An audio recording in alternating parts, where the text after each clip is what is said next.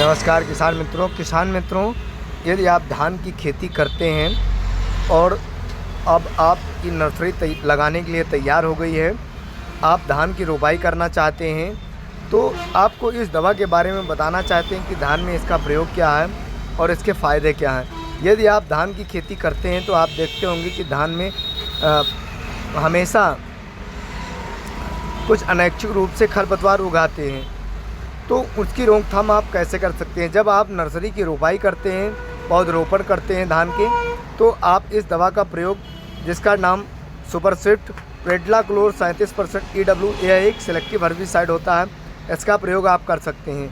600 ml 1 एकड़ के खेत के लिए पर्याप्त होती है।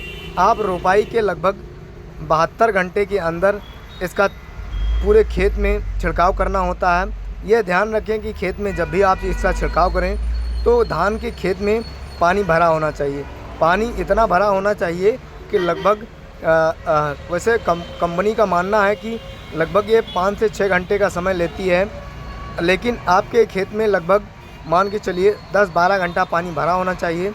इससे एक धान की खेत में एक पतली सी परत, एक लेयर बन जाती है, जिसे हम लोग एल्गी के नाम से जानते हैं, जिसे देसी भाषा में या गांव में काई के नाम से जाना जाता है कि काई बनने वाली दवा दे दीजिए।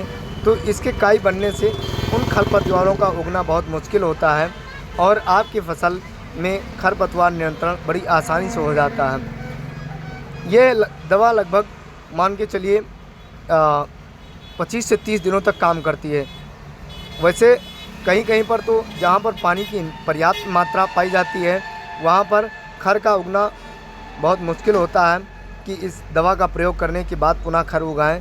लेकिन वैसे मान लीजिए कि जहाँ पर आपका 4 से 5 घंटा पानी जिन खेतों में भरा रहता है, तो ये एक मोटी सी पतली लेयर बना लेती है, जिससे खरपतवार नहीं उग पाते हैं आपका, और आपकी फसल सुरक्षित हो जाती है। आपको धान का उत्पादन अच्छा खासा मिल जाता है।